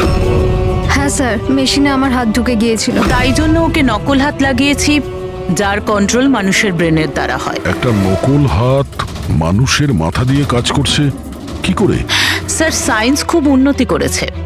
আসলে এই ধরনের নকল হাত সায়েন্সের একটা খুব বড় আবিষ্কার। এটাতে এক ধরনের চিপ আছে, মানে সফটওয়্যার, যেটা ব্রেনের দ্বারা কন্ট্রোল করা হচ্ছে। মানে মানুষের ওঠা বসা যেমনভাবে আসল হাত পা নাড়ানো যায়, সেইভাবেই এই নকল হাত পা নাড়ানো হয়, যেটা ব্রেন কন্ট্রোল করে। গ্রেট! বিজ্ঞান সত্যি অনেকটা এগিয়ে গেছে। সত্যি রোবোটিক আর্ম।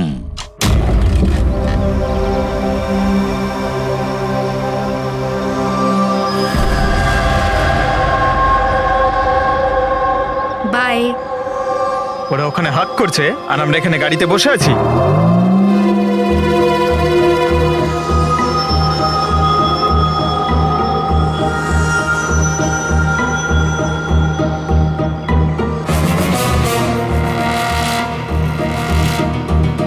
ফ্রেডি স্যার, এই বিশাল তো প্রীতির বাড়িতে যাচ্ছে।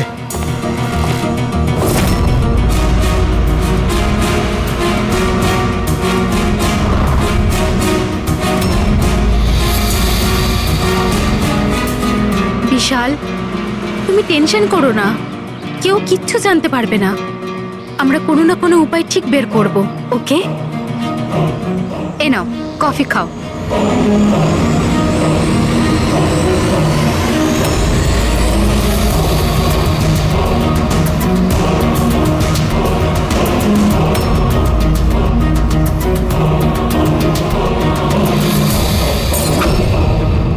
বিশাল, প্রীতি! আরে ওকে! প্রীতি, পালাও!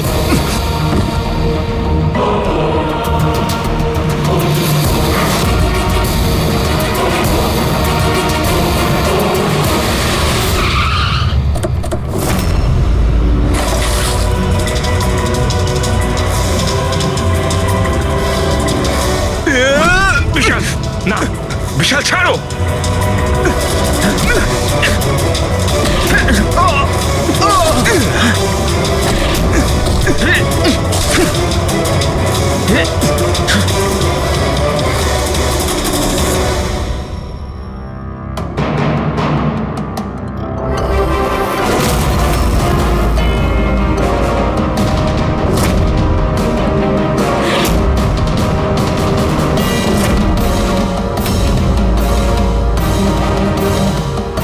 আমি স্বীকার করছি, আয়েশা আর ডক্টর আঙ্কেলকে খুন আমি করেছি স্যার।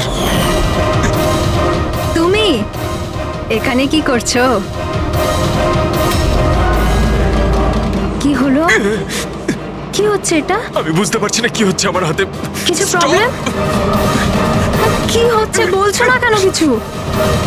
ডাক্তারের কাছে নিয়ে যাবো? এটা কি করছো? এটা কি করছো? আয়েশা, পালাও এখান থেকে! পালাও! আমি বলছি তোমাকে, পালাও! আয়েশা!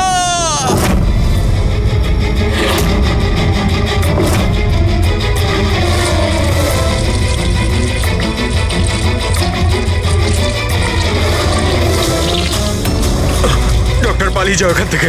কি করছো এগুলো? আমি কি করবো স্যার? আমার নিজের হাতের উপরে কোনো কন্ট্রোল নেই। কি? তোমার হাত তোমার কন্ট্রোলে থাকে না, এর মানেটা কি? জানি না, হঠাৎ করে মাঝে মাঝে কি হয়েছে। সেই কারণে তুমি আয়েশাকে ওখান থেকে চলে যেতে বলেছিলে? হ্যাঁ স্যার, আমি আয়েশাকে ওখান থেকে পালাতে বলেছিলাম। আয়েশা পালাও এখান থেকে, পালাও। আর আমি অনেকবার চেষ্টা করেছিলাম যাতে আমি ডক্টর আঙ্কেলের কোনো ক্ষতি না করি। ডক্টর, পালাও এখান থেকে তুমি। একটা কথা বলো, কেন গিয়েছিলে তুমি ওই ক্যাফেতে? আমি ওখানে ডক্টর আঙ্কেলের কাছে আমার হাত ঠিক করাতে গেছিলাম, আর জুবেইন, প্রীতি আমাকে সাহায্য করছিল, কারণ আমি আমার বাড়িতে বলতে পারতাম না যে আয়েশাকে আমি নিজের হাতে খুন করে দিয়েছি স্যার। আমি জানি স্যার, আমার কথায় বিশ্বাস করাটা খুবই কঠিন, কিন্তু সত্যি এটাই, খুন আমি নয়, বরং আমার হাত করেছে। ডক্টর জাসমিন, বিশাল যা যা বলছে সেটা সত্যি?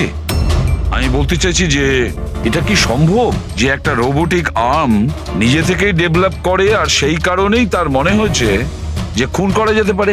চান্সেস কম স্যার, কিন্তু হ্যাঁ, হাতের ভেতরে লাগানো এই চিপকে কেউ যদি হ্যাক করে তাহলে হতে পারে। কি? প্রস্থেটিক হাতে লাগানো সফটওয়্যার হ্যাক করা যায়? হ্যাঁ দাদা, হ্যাক হতেই পারে, এটা পসিবল। যখন হ্যাকার এই নকল হাতের চিপ হ্যাক করে, তখন এই নকল হাতটা তার ব্রেন দ্বারা কন্ট্রোল হয় না যার শরীরে এটা লাগানো আছে, বরং এই নকল হাতটা কন্ট্রোল হয় হ্যাকারের ব্রেন দ্বারা।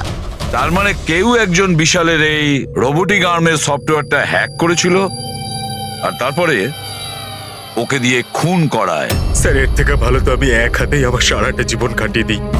যে হাতটা অন্যদের জীবন কেড়ে নিচ্ছে, এরকম হাত আমার চাই না স্যার। বিশাল, একটা কথা বলো, তোমার এই হাত তোমাকে বলছে যে সেই কাউকে মারতে চায়, তখন তুমি কি ভাবো? তখন তোমার মনের অবস্থা কি হয়, কি চলে তোমার মাথার ভেতরে? স্যার, 2-3 মিনিট সময় লাগে।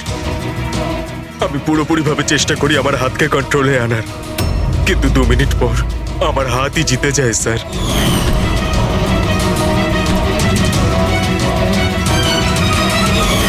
চিন্তা করো না, এবার আমরা তোমার এই রোবোটিক আর্মের ভেতরে একটা ট্রান্সমিটার ফিট করব, আর যার থেকে আমরা জানতে পারবো যে ও কাউকে মারতে চায় বা হয়তো কারোর থেকে ইনফরমেশন পাচ্ছে যে তুমি গিয়ে খুন করো, সেটাও আমরা জানতে পারবো। আচ্ছা বিশাল, একটা কথা বলো, তোমার আসল হাত হারালে কি করে? স্যার, আমি গত বছর ঘুরতে যাচ্ছিলাম, সেখানে একটা রোড অ্যাক্সিডেন্ট হয়। ব্যাস। জীবনে আমাদের অনেকবার পরীক্ষা দিতে হয়। স্যার, আমার পরীক্ষা তো শেষ হওয়ার নামই নিচ্ছে না। যখন নকল হাত নিয়ে সারাটা জীবন কাটাবো ভেবে নিলাম, তখন এই হাতটাই আমার জীবন শেষ করে দিচ্ছে স্যার। বিশাল, আমরা তোমাকে কথা দিচ্ছি, না তো তোমার একটা হাত দিয়ে জীবন কাটাতে হবে, আর না তো ওই আসল অপরাধী স্বাধীনভাবে ঘুরতে পারবে।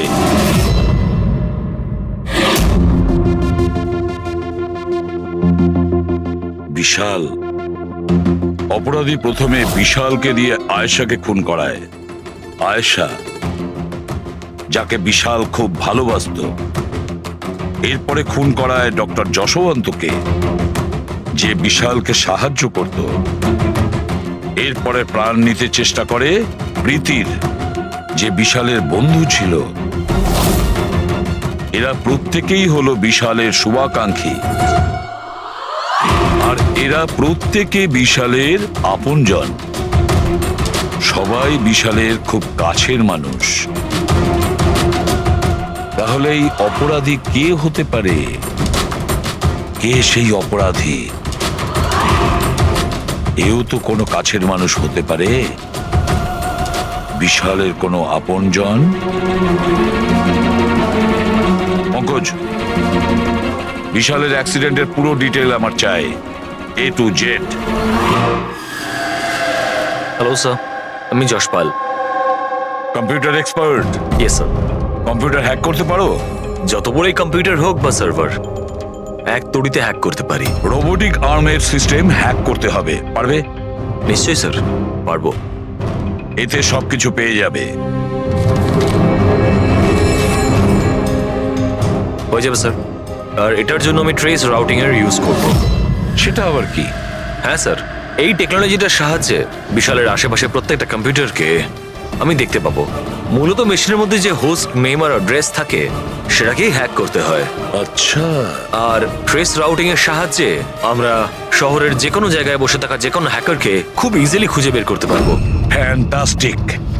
আর যে বিশালের রোবোটিক আর্মের সিস্টেম হ্যাক করেছে, এবার আমরা ওর সিস্টেমকে হ্যাক করব।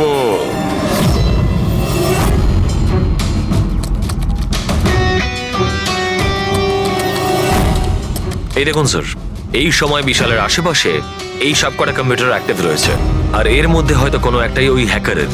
শুধু একবার জানতে পেরে যাই ওই কম্পিউটারটা কোনটা, তাহলেই কাজটা সহজ হয়ে যাবে। যশপাল, তাড়াতাড়ি করো, আমাদের হাতে সময় কম। বিশাল আজকে আমাকে বাড়িতে কেন ডাকলো? আঙ্কেল আন্টিও নেই, জানি না কি ব্যাপার।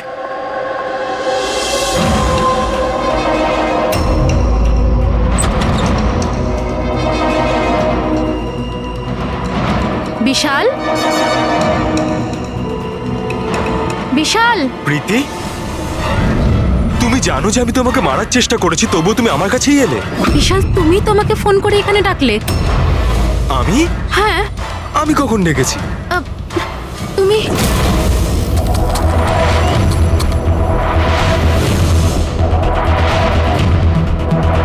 নো।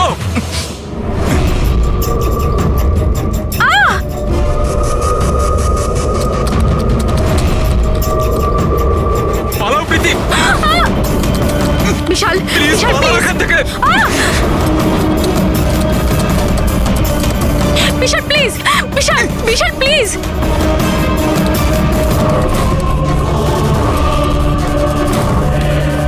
ইয়েস স্যার, ওই হ্যাকারের লোকেশন পেয়ে গেছি।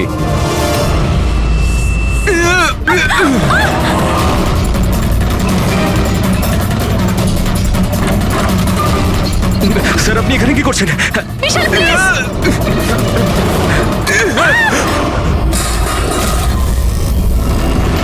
অনেক হয়েছে হ্যাকিং।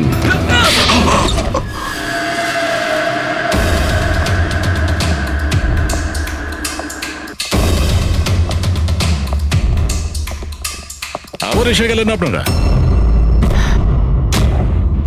এবার এটা যেন বলবেন না যে ওকে আপনারা ধরতে এসেছেন। আগে না, আমরা বিশালকে ধরতে আসিনি, খুনিকে ধরতে এসেছি, যে এই মুহূর্তে এখানে উপস্থিত। খুনি এখানে? কি বলছেন আপনি? আপনি আপনার মিথ্যে অভিযোগ কার ওপর লাগাবেন? মনন বাবু, গত বছর একটা গাড়ির অ্যাক্সিডেন্ট হয়েছিল খান্ডালাতে। 3 জন ছিল ওই গাড়িতে। 22 বছরের ছেলে বিশাল, 15 বছরের ছেলে সন্দীপ, আর 9 বছরের ছোট বাচ্চা সোনিয়া। গাড়ি বিশাল চালাচ্ছিল। গাড়ির অ্যাক্সিডেন্ট খুব সাংঘাতিক হয়েছিল। বাচ্চা মেয়ে সোনিয়া স্পট ডেড হয়ে গেছিল। আর আর সন্দীপ প্যারালাইজড হয়ে গেছিল। ও এখনো চলতে পারে না। এসব আপনি কি করে জানলেন আঙ্কেল?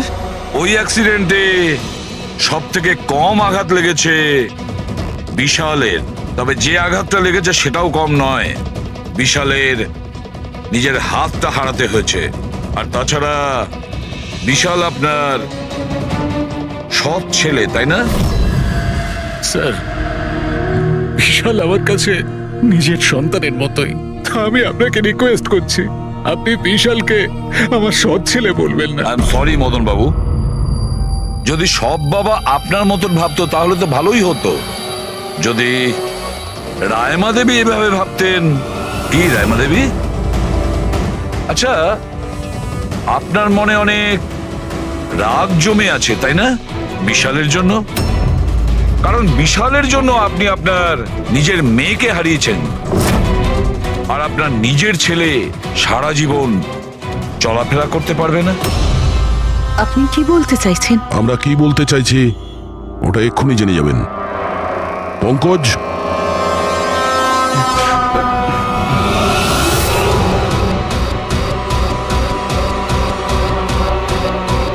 সরি আন্টি, কিন্তু আমি ওদের সবকিছু বলে দিয়েছি যে আপনার বলার জন্যই আমি এসব করেছি। আমি ওই সফটওয়্যারগুলোকে হ্যাক করেছিলাম, আর আমি সব জায়গার সিসিটিভিগুলোকে হ্যাক করে বন্ধ করে দিয়েছিলাম।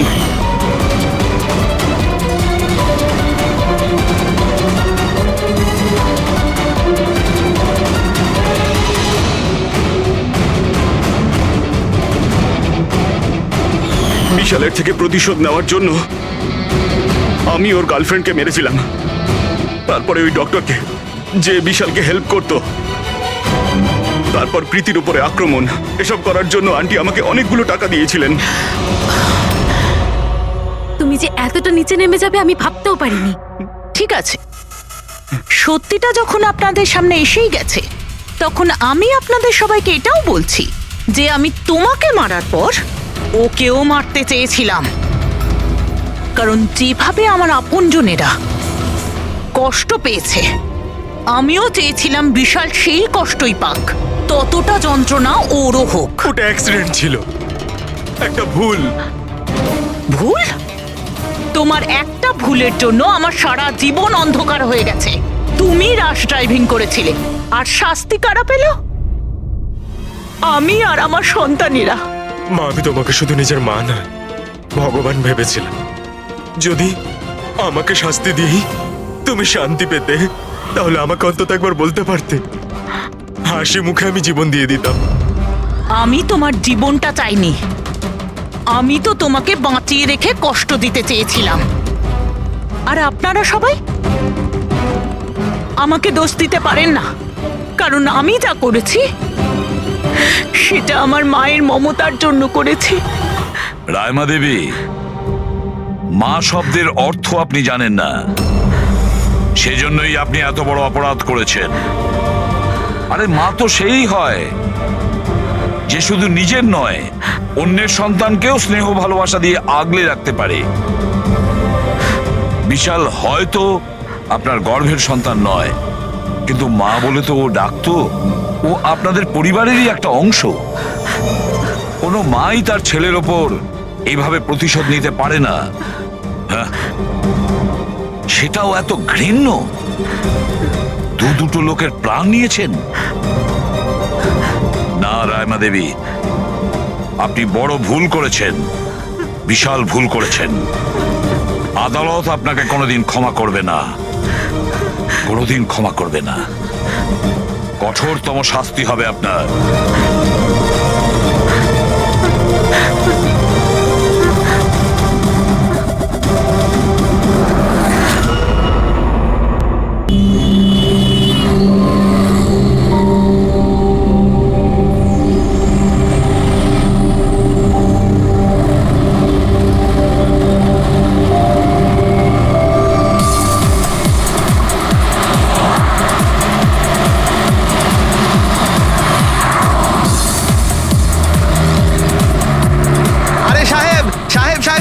এটা নিন না। আরে দেখুন না, দেখুন না, দেখুন না, একটু ধরে দেখুন না, অনেক ডিসকাউন্ট পাবেন।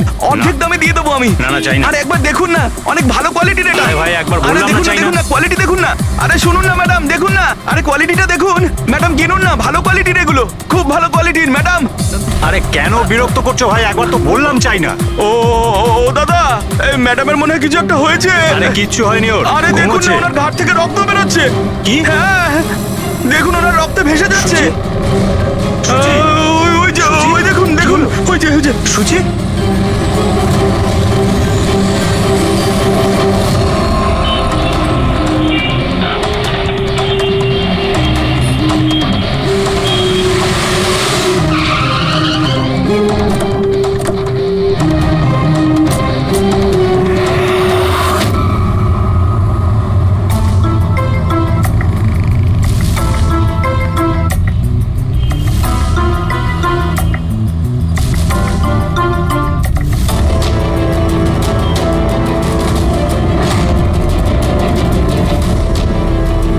অনেক রক্ত বেরিয়েছে, মনে হচ্ছে গুলি অনেকক্ষণ আগে চলেছে।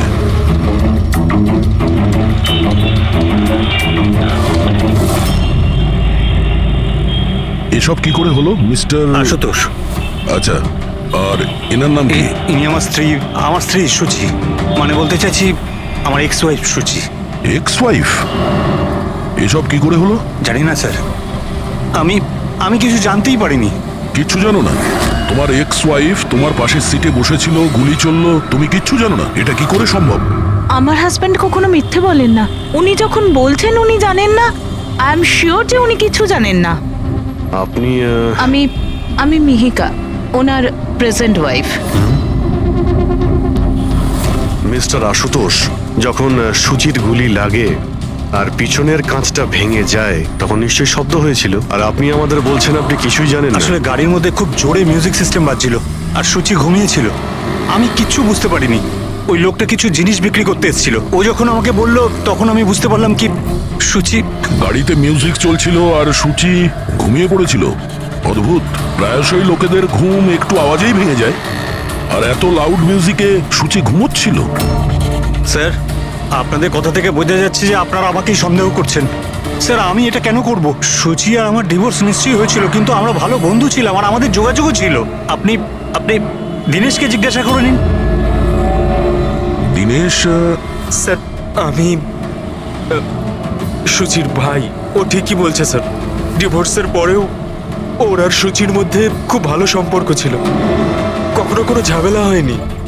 আচ্ছা, তো আপনারা কোথায় যাচ্ছিলেন বলুন তো? আমাদের মেয়ে রুহি বোর্ডিং স্কুল থেকে ফিরছিল। তাহলে এই সুচি কি গাড়িতে ওঠার পরেই ঘুমিয়ে পড়ে নাকি পরে? স্যার, ব্যাপারটা হলো আমাদের মধ্যে একটু আগে ঝগড়া হয়েছিল।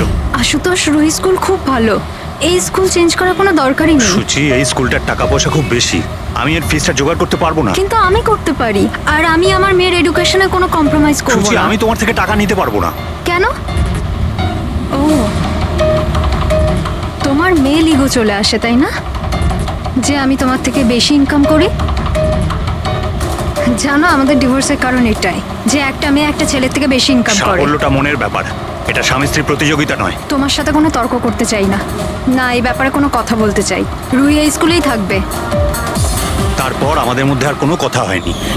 আমার মনে হয়েছিল ঘুমিয়ে পড়েছে। আচ্ছা, এই যখন ঝগড়া হচ্ছিল তখন গাড়ি কোথায় ছিল, মানে কোন এলাকায়? স্যার, লিংক রোডের সিগন্যালে, কেপি থিয়েটারের পাশেই। আর তারপর কোন রাস্তায় গেছিলেন আপনারা? সেখান থেকে স্যার আমি লেফট নিলাম, ওই সামনে ফ্লাইওভারটা আর সোজা এখানে চলে এসেছেন? হ্যাঁ স্যার। তার মানে প্রায় 2 কিলোমিটার এই গাড়িটা চলেছে। তার মানে 2 কিলোমিটারের মধ্যেই কোথাও গুলি চলেছে সুচির উপরে। পঙ্কজ, একটা কাজ করো তো, কেপি থিয়েটার থেকে এইখানে 2 কিলোমিটার অবধি চেক করে দেখো তো, যদি কোথাও কিছু প্রমাণ পাওয়া যায়, মানে কোথাও কাচের টুকরো পড়েছে কিনা দেখে নিও, ঠিক আছে? আর হেঁটে যেও। 2 কিলোমিটার স্যার? হেঁটে যাও। গুলিটা অদ্ভুত অ্যাঙ্গেল থেকে লেগেছে, এই নিচে, মানে গুলিটা উপর থেকে নিচে এসেছে, মানে যে গুলি চালিয়েছে তার হাত উঁচু করতে হয়েছে ফায়ার করার সময়। খোলা রাস্তায় কেউ গুলি মেরেছে আর কেউ দেখেনি? হতে পারে খুনি একটু দূরে ছিল, তাও গুলি করা খুবই মুশকিল ছিল এই চলন্ত গাড়িতে, আর তাও তখন যখন খুনি হয়তো গাড়িতে বা কোনো বাইকে ছিল। তবে এইভাবে গুলি করাটা কিন্তু সহজ নয় দয়া।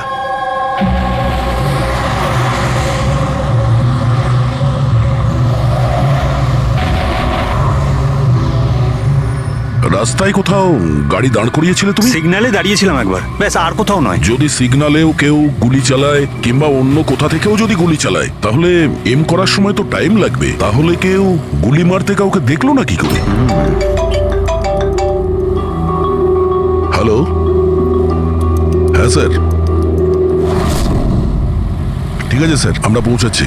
কি হয়েছে? এসিপি স্যারের ফোন ছিল, আর একটা লাশ পাওয়া গেছে কামরি ব্রিজের নিচে।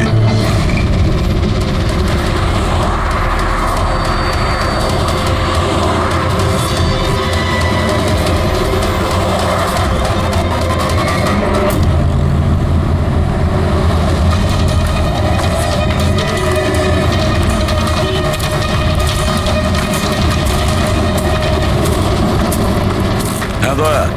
স্যার, আপনি জানলেন কি করে এই লাশটার কথা? লোকাল পুলিশের কাছে আশেপাশের লোক কমপ্লেন জানিয়েছে, 2 ঘন্টা আগেই লাশ দেখেছে। মাথার পিছনে একটা চোট আছে আর পিঠের পিছনেও একটা গুলির চিহ্ন আছে। স্যার, একটা কথা মাথায় ঢুকছে না, কেউ একে এখানেই মেরেছে নাকি অন্য কোথাও মেরে এখানে নিয়ে এসেছে? দেখতে হবে ফেডরিক। স্যার রাস্তায় একটা বাইক পাওয়া গেছে, আমার মনে হচ্ছে এই লোকটারই বাইক হবে।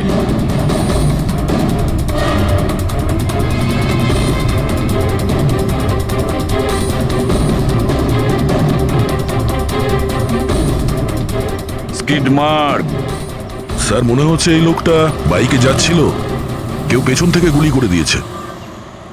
ডিসব্যালেন্স হয়ে গেছে, গাড়ি বাইক স্কিড হয়ে এখানে কারোর সঙ্গে ধাক্কা লাগিয়েছে, আর ওর বডি এখানে নিচে পড়ে গেছে। মাথায় চোট ওই সময় লেগেছে স্যার।